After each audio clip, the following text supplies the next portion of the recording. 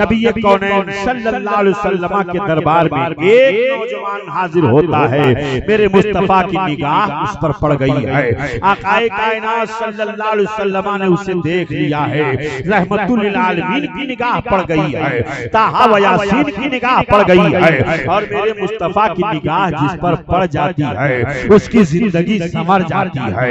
मेरे मुस्तफा की निगाह जिस पर पड़ जाती है उससे ईमान की दौलत मिल जाया करती है।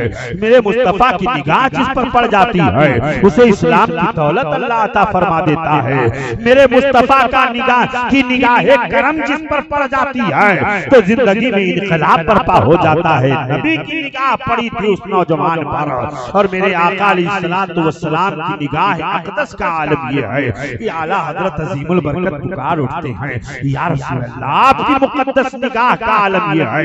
ऐ मर्द मोमिन नबी की मुक़द्दस निगाह की अजमत देखना चाहता है, मुस्तफा जाने रहमत के निगाह अक़दस का हाल देखना चाहता है तो मैं आला हजरत अज़ीमुल बरकत पुकार उठते हैं कि जिस तरफ उठ गई दम में दम आ गया, जिस तरफ उठ गई दम में दम आ गया, जिस तरफ उठ गई दम में दम आ गया, उस निगाह इनायत पे लाखों सलाम, लाखों सलाम, उस निगाह इनायत पे लाखों सलाम, लाखों सलाम। अल्लाहु अकबर। नबी कौनैन सल्लल्लाहु अलैहि वसल्लम की निगाह पड़ गई। नौजवान जब नबी की बारगाह में आया तो मेरे मुस्तफा ने उसके लिए हाथ उठा करके दुआ कर दिया था, ये अल्लाह उसे इस्लाम की दौलत अता फरमा दे। बड़ा खूबसूरत नौजवान है ये, बहुत ही खूबसूरत नौजवान है। नबी की दुआ रब की बारगाह से रद्द कैसे की जाती? अल्लाह की बारगाह में नबी की ज़बान से निकली हुई दुआ कबूल हो जाती है। मेरे आका की दुआ ऐसी है कि आला हज़रत अज़ीमुल बरकत कहते हैं कि ऐ मर्द मोमिन नबी की दुआ का हाल ये है कि ज़हे इज़्ज़तो इत्लाए मोहम्मद की है अर्शे हक ज़ेर पाए मोहम्मद, और इजाबत ने झुक कर गले से लगाया और बड़ी नाज से जब दुआए मोहम्मद, दुआए मोहम्मद, नबी की दुआ कबूल हो गई। नौजवान हाजिर हो गया। आका का दरबारे गुहरबार है, या रसूल अल्लाह मैं बहुत पापी हूँ, मैं बहुत गुनहगार हूँ। मेरे आका मेरे गुनाहों को अगर आप सुनेंगे तो आप बेचैन हो जाएंगे। मेरे आका फरमाते हैं कौन सा गुनाह तूने किया है नौजवान? उस नौजवान ने बयान करना शुरू किया। हज़रात ये सहाबा का तरीका था कि जब भी उनसे कोई खता सरजद होती थी, कोई गुनाह सरजद होता था तो वो कहीं और नहीं जाते थे, नबी के दरबार में जाया करते। वो मुस्तफा जान रहमत के दरबारे गुहरबार में जाया करते थे। वो जानते थे कि अगर निजात मिलेगी तो नबी के दरबार से मिलेगी, मगफिरत का परवाना मिलेगा तो नबी के दरबार से मिलेगा, इज्जत व करामत मिलेगी तो नबी के दरबार से मिलेगी।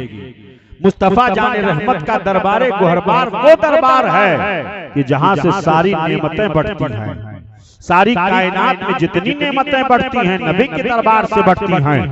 मेरे आका फरमाते हैं अल्लाह देने वाला है और मैं मुस्तफा बांटने वाला। आला हज़रत पुकार उठे कि खल्क़ के हाकिम हो तुम, रिज़्क़ के कासिम हो तुम, या रसूल अल्लाह खल्क के हाकिम हो तुम, रिज़्क़ के कासिम हो तुम, और जो मिला तुमसे मिला तुम पे करोड़ों दरूद, जो मिला तुमसे मिला तुम पे करोड़ों दरूद। नौजवान आ गया नबी के दरबार में, अर्ज करने लगा या रसूल अल्लाह मैं बहुत गुनहगार हूँ। सरजद हो जाती है, आपसे गुनाह सरजद हो जाता है। इंसान तो खताओं का पुतला है, इंसान गुनाहों से मुरक्कब है, मगर आज हमारी निगाहों में आंसू नहीं आते हैं, हमारी आंखें रोती नहीं हैं, हम अल्लाह के खौफ से अपनी निगाहों से आंसू नहीं निकालते हैं। वो कैसे सहाबा थे कि अगर छोटी सी छोटी खता सरजद हो जाती थी तो इतना रोते थे कि रात रात भर सोते नहीं थे, उनको नींद नहीं आती थी कि जब तक उस गुनाह का कफारा अदा न हो जाए, उस वक्त तक वो सोते नहीं थे। हजरात आप गौर फरमाइए कि नबी कौनैन सल्लल्लाहु अलैहि वसल्लम के दरबार में नौजवान हाजिर हो गया, अर्ज करने लगा या रसूल अल्लाह मैं बहुत पापी हूँ, बहुत गुनहगार हूँ। आका फरमाते हैं कौन सा गुनाह तूने किया? नौजवान ने बयान करना शुरू किया, आका मैंने अपने इन हाथों से नन्ही नन्ही बच्चियों को जो माँ की गोद से पैदा हो जाती थी, मैं उसे उठा करके लेकर के आता था और अरब के रेगिस्तानों में मैं उसे जिंदा दफन कर देता था, मैं उन बच्चियों को जिंदा जमीन में गाड़ देता था। मेरे आका चौंक गए। आकाए करीम इरशाद फरमाते हैं 70 बच्चियों को तूने जिंदा जमीन में गाड़ा?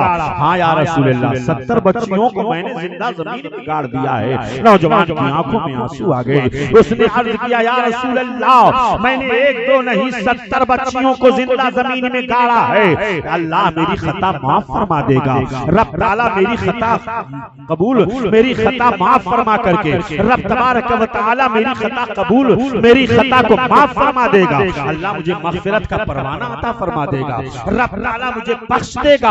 मेरे आका करीम की बारगाह में तब तक तायरे सिदरा जिब्रील अमीन आ जाते हैं और अर्ज करते हैं या रसूल अल्लाह आप इस नौजवान को बशारत दे दीजिए कि अगर इसने इस्लाम कबूल कर लिया तो अल्लाह इसकी सारी खताओं को माफ फरमा देगा, रब ताला इसके गुनाहों को माफ फरमा देगा। मेरे नौजवान मुल्दा हो, खुशखबरी मैं तुम्हें सुनाता हूँ, अल्लाह तेरी खता को माफ फरमा देगा। नौजवान खुश हो गया, उसने कहा या रसूल अल्लाह फिर कलिमा पढ़ाइए, अशहदु अल्ला इलाहा इल्लल्लाह व अशहदु अन्ना मुहम्मदुर रसूलुल्लाह। कलिमा पढ़ करके वो दाखिले इस्लाम हो गया। इस्लाम के दामन में जब वो दाखिल हो गया तो फिर नौजवान चौंक उठा, उसने अर्ज किया या रसूल अल्लाह मैंने एक खता और की है, क्या खता? उस खता को अल्लाह माफ फरमा देगा। आका फरमाते हैं अब कौन सी तुमने खता की है? कहा या रसूल अल्लाह मैं इतनी बड़ी खता वो है मेरी कि अगर मैं बयान करूं और अगर मैं सोच लेता हूं तो तसव्वुर से रोंगटे खड़े हो जाते हैं। हजरात आज हमारे घरों में बच्चियां खेलती हैं, आज बच्चियों की पैदाइश पर हम खुशियां मनाते हैं। मेरे आका ने बच्चियों की पैदाइश को रहमत करार दिया है। उस नौजवान ने बयान करना शुरू किया, मेरे आका जब मैं अपने घर से बाहर निकला मेरी बीवी हामिला थी, हमल से थी, मैंने कहा अगर बच्चा पैदा होगा तो तुम उसे पालना, पोसना, प्यार करना, मोहब्बत करना, और अगर बच्ची पैदा होगी तो तू उसे कत्ल कर डालना। मैं बच्ची का चेहरा नहीं देखना चाहता हूँ, मैं बच्चियों को हिकारत की निगाहों से देखता था। हजरात आज भी बच्चों से ज्यादा बच्चियां अपने माँ बाप से प्यार किया करती हैं। बाप अगर बीमार हो जाए तो वही बेटी आकर के बाप की इयादत करती है, बेटी आकर के बाप की खबरगिरी करती है। और बच्चों का हाल ये है अल्लाह माशा अल्लाह, बच्चों का हाल ये है कि वो प्रॉपर्टी पर निगाह रखते हैं। बाप ने कितना बैलेंस जमा कर रखा है, जमीन कितना खरीद रखा है, मुंबई में जमीन है कि नहीं है, फ्लैट मुंबई के अंदर है कि नहीं है, गाला मुंबई के अंदर है कि नहीं है, वो सारी निगाहें उनकी प्रॉपर्टी पर रहती है। मगर बाहरी बच्चियां आकर के माँ की खबरगिरी करती हैं। वो नौजवान अर्ज करता है या रसूल अल्लाह मैं ये कह करके चला गया और जब वापस आया कई सालों के बाद तो मैंने दरवाजे की कुंडी खटखटाई, और जब दरवाजे की कुंडी खटखटाई तो मेरे आका एक छोटी सी बच्ची ने दरवाजा खोला और मुस्कुराते हुए मेरा इस्तकबाल किया। मैंने कहा, बच्ची तू कौन है, किसकी बेटी है? कहा, मैं इस घर के मालिक की बेटी हूँ, मैं इस घर के मालिक की बेटी हूँ। कहा, अगर तू इस घर के मालिक की बेटी है तो मैं ही इस घर का मालिक हूँ। ये कह करके मैंने बच्ची से कहा, हट जा निगाहों के सामने से, दूर हो जा निगाहों के सामने से, मैं तुझे देखना नहीं चाहता हूँ। ये कह करके बीवी के पास गया। मैंने कहा, कौन सी बच्ची है ये? कहा, ये कोई और बच्ची नहीं है, ये तुम्हारी ही लहते जिगर है, ये तुम्हारी नूरे नजर है, ये तुम्हारे ही जिस्म का खून है। इसे तुम कत्ल नहीं करना, इसे मारना नहीं, इस पर जुल्म और सितम नहीं करना।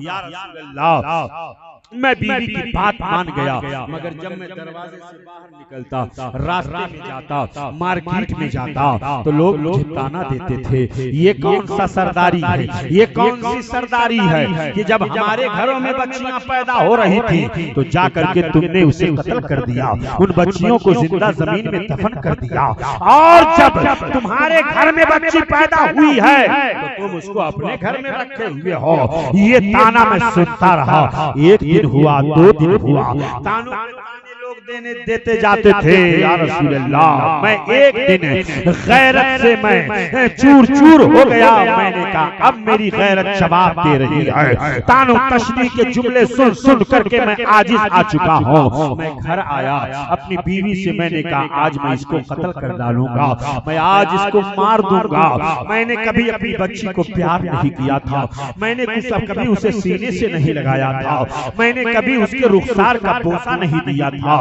मैंने उसे अपने कांधे पर कभी नहीं बिठाया था। ए मेरे आका, वो मेरी प्यारी बेटी थी। एक दिन मैंने उसे अपने कांधे पर बिठा लिया।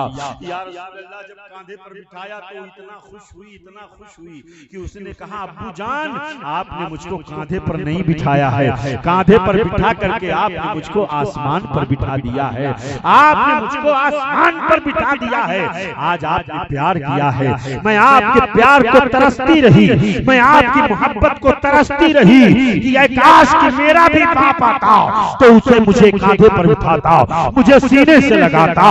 हजरात, अब गौर फरमाए, नौजवान ने बयान करना शुरू किया। आका सुन रहे हैं, सहाबा की अंजुमन बैठी हुई है, नौजवान बयान करना शुरू करता है। या रसूल अल्लाह, एक दिन मैंने उसे कांधे पर उठाया, हाथों में फावड़ा लिया और ले चला रेगिस्तान में, अरब के मैदान में, जहां पर 70 बच्चियों को मैंने जिंदा जमीन में गाड़ा था। मैं वहां पहुंचा करके अपनी बेटी से कहा, बबूल के नीचे बैठ जाओ। बबूल के नीचे बैठी बच्ची को मैंने बिठा दिया और बिठाने के बाद कहा, इंतजार कर। मैंने जमीन को खोदना शुरू किया, जमीन को खोदता जा रहा हूँ। मेरी बेटी मुझसे कहती थी, अब्बू आप ये क्या कर रहे हो, आप क्यों इतना मशक्कत उठा रहे हो, आप किसके लिए गड्ढा खोद रहे हो? या रसूल अल्लाह, वो मेरी बेटी बार बार कहती थी, अब्बू इतनी तकलीफ आप क्यों बर्दाश्त कर रहे हो, आपको धूप लग जाएगी, आप बीमार पड़ जाओगे, ये अरब की धूप है, ये चिलचिलाती हुई धूप है। या रसूल अल्लाह, मेरी बेटी को गवारा न हुआ तो उसने अपना दुपट्टा ला करके मेरे सर के ऊपर डाल दिया और उसने कहा, अब्बू आपको धूप लग जाएगी, आप ये काम न करो। या रसूल अल्लाह, मैं उसकी मोहब्बत सोचता हूँ तो रोने लगता हो। ये कह करके नौजवान रोने लगा। उसने कहा, या रसूल अल्लाह, मेरी बेटी को मेरी प्यास नहीं देखी गई तो मेरी बेटी ने कहा, अब्बू आपको प्यास लगी है, काम करते करते आपका होठ खुश्क हो गया है, मैं पानी लेकर के आती हूँ। या रसूल अल्लाह, वो एक प्याला लेकर के आई जिसमें पानी था, उस पानी को मैंने पी लिया, मेरी प्यास बुझ गई। उसने खुशी से कहा, अब्बू आप ये काम क्यों कर रहे हो, मुझे समझ में नहीं आ रहा है, ये गड्ढा क्यों खोद रहे हो, किसी जानवर को दफन करना है, किसी चीज को दफन करना है। या रसूल अल्लाह, मैं उसके किसी सवाल का जवाब नहीं देता था, इसलिए कि मैं बच्चियों से नफरत करता था, बच्चियों को मैं हिकारत की निगाहों से देखता था। या रसूल अल्लाह, जब गड्ढा तैयार हो गया, ए मेरे आका, जब गड्ढा तैयार हो गया, ये कह करके नौजवान की जबान रुक जाती है, वो रोने लगता है। मेरे आका फरमाते हैं, बताओ तो सही, बताओ बताओ तो सही। नौजवान ने फिर कहना शुरू किया, या रसूल अल्लाह मैं कैसे वो जुमला ज़बान पर लेकर के आऊं, बात समझ में नहीं आ रही है, मैं आपको बताऊं तो कैसे बताऊं मेरे आका। या रसूल अल्लाह जब गड्ढा तैयार हो गया, मैंने अपनी बच्ची को बुलाया, कहा इधर आ इधर आ। जब मैंने अपनी बेटी को बुलाया तो समझ रही थी कि मेरा बाप प्यार से बुला रहा है, मेरा बाप बड़ी उल्फत से बुला रहा है। या रसूल अल्लाह मेरे दिल का इरादा कुछ और था। मैंने अपनी बच्ची को बुलाया, बुलाने के बाद जब वो करीब आई तो मैंने उसके पुष्ट पर एक लात मारा,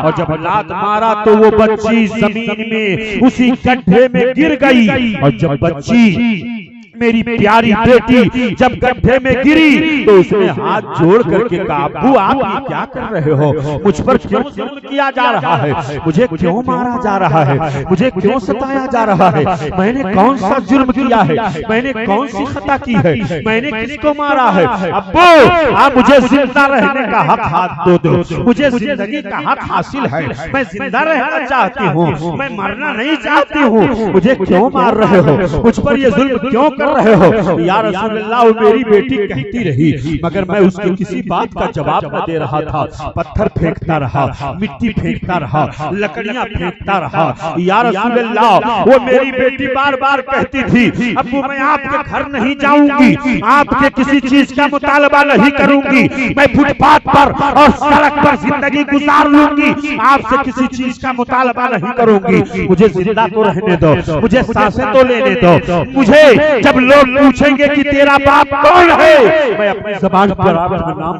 भी लूंगी, लेकिन मुझे जिंदगी का हक दे दो, मुझे जिंदा रहने दो, मुझे क्यों मार रहे हो। या रसूल अल्लाह मैं कुछ नहीं सुनता था, बस मछलियां फेंकता जाता।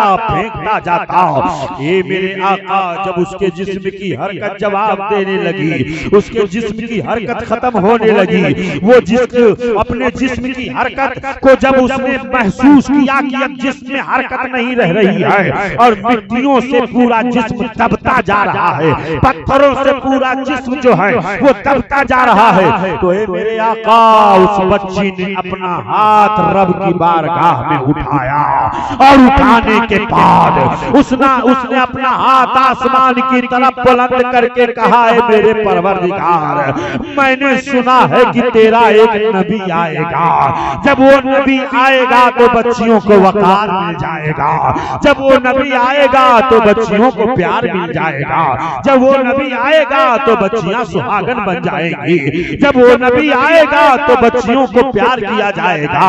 हे अल्लाह उस नबी को क्यों नहीं भेज देता है, जब तक वो नबी नहीं आएगा बच्चियां मारी जाएंगी, कत्ल की जाएंगी, उन पर जुल्म सितम किया जाएगा।